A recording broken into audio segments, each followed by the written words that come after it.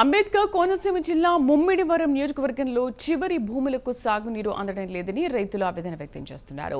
పంట చేతికొచ్చే సమయంలో నీరు అందకపోతే పంటలు ఎండిపోతాయని, దానివల్ల తాము పూర్తిగా నష్టపోవాల్సి వస్తుందంటున్నారు.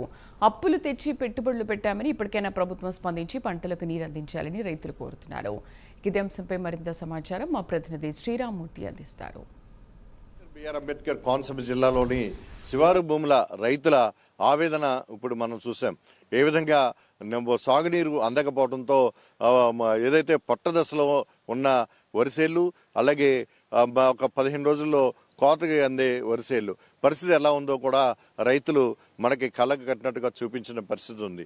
ఇక్కడ చేలు కూడా ఎండిపోవడంతో, నీరు చుక్క లేకపోవడంతో అదే పంట పొలాల్లో బైకుల మీద తిరుగుతూ కూడా రైతులు తమ నిరసన వ్యక్తం చేశారు. ప్రధానంగా చూసినట్లయితే అంబేద్కర్ కోనసీమ జిల్లాలోని ముమ్మిడివరం నియోజకవర్గంలో అయినాపురం ప్రాంతంలో వేలాది ఎకరాలకి సాగునీరు, చివరి భూములకి సాగునీరు అందక ఇప్పుడు మొత్తం ఒక 15 రోజుల్లో పంట చేతికి అందుతున్న సమయంలో మొత్తం అంతా నీరు ఆగిపోయిన పరిస్థితి ఉంది. పంట నీరు అందడం లేదు.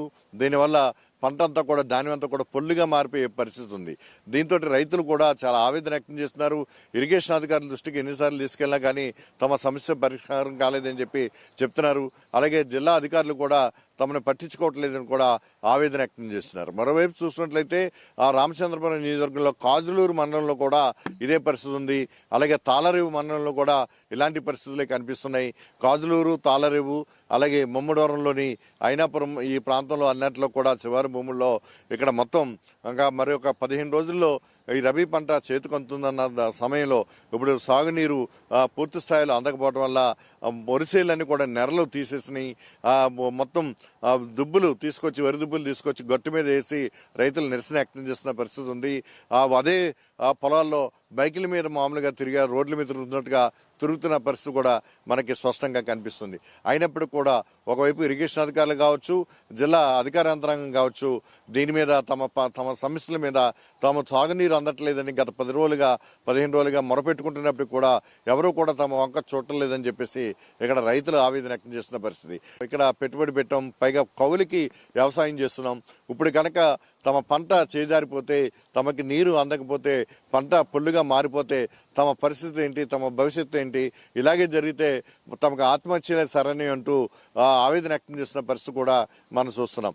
ఇక్కడ ఉన్న సాగునీటి సంఘాల నాయకులు కూడా తమ వరి పొలాల గురించి, పొలాలు ఎండిపోతున్న పరిస్థితి గురించి పట్టించుకోవటం లేదని కూడా ఇక్కడ రైతులు బాహాటంగా ఆరోపిస్తున్నారు. ఇప్పటికైనా రైతాంగం శివారు భూములకి సంబంధించిన రైతులకి, అంటే పొలాలకి సాగునీరు అందకపోవడంతో ఇప్పటికైనా ప్రత్యేకమైన చర్యలు తీసుకుని సాగునీరు అందించేందుకు అధికారులు చర్యలు చేపట్టాలని చెప్పేసి ఇక్కడ రైతులు డిమాండ్ చేస్తున్నారు. మరోవైపు చూసినట్టయితే ఇప్పటికే చాలా ప్రాంతాల్లో సాగునీరు అందక మురికి కాలువల నుంచి ఇంజిన్ల ద్వారా నీరు తోడుకుని పంటలను కాపాడుకుంటున్న పరిస్థితి కూడా ఇక్కడ రైతులు చేస్తున్నారు.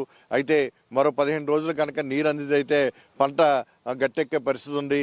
అయితే ఇప్పుడు కొన్ని వేల ఎకరాల్లో, అంటే ఇటు ముమ్మిడివరం నియోజకవర్గంలో చూసినట్లయితే తాళరేవు, ముమ్మిడివరం, అలాగే రామచంద్రపురం నియోజకవర్గంలో కాజులూరు, ఈ ప్రాంతాల్లో చూసినట్లయితే ఈ నీటి ఎద్దడి చాలా తీవ్రంగా ఉంది. సాగునీటి ఎద్దడి తీవ్రత వల్ల రైతులు చాలా నష్టపోతున్న పరిస్థితి ఉంది.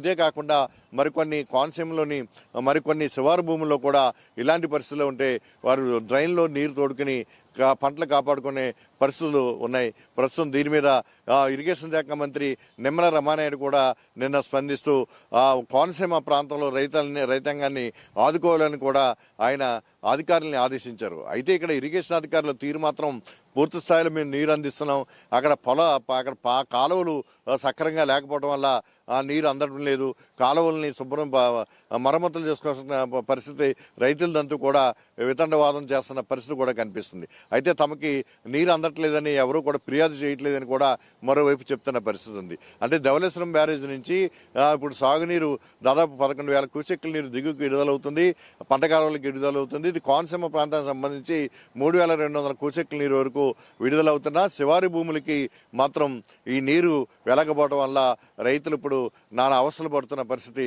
ఇప్పుడు కనిపిస్తున్నాం, కల్లారా చూసాం. ఇది తాజాగా శివారు భూములు, కోనసీమ జిల్లాలోని శివారు భూములు రైతులు పడుతున్న అష్ట కష్టాలు. కెమెరామెన్ దుర్గతో శ్రీరామూర్తి, ప్రైమ్ న్యూస్, కోనసీమ జిల్లా నుంచి.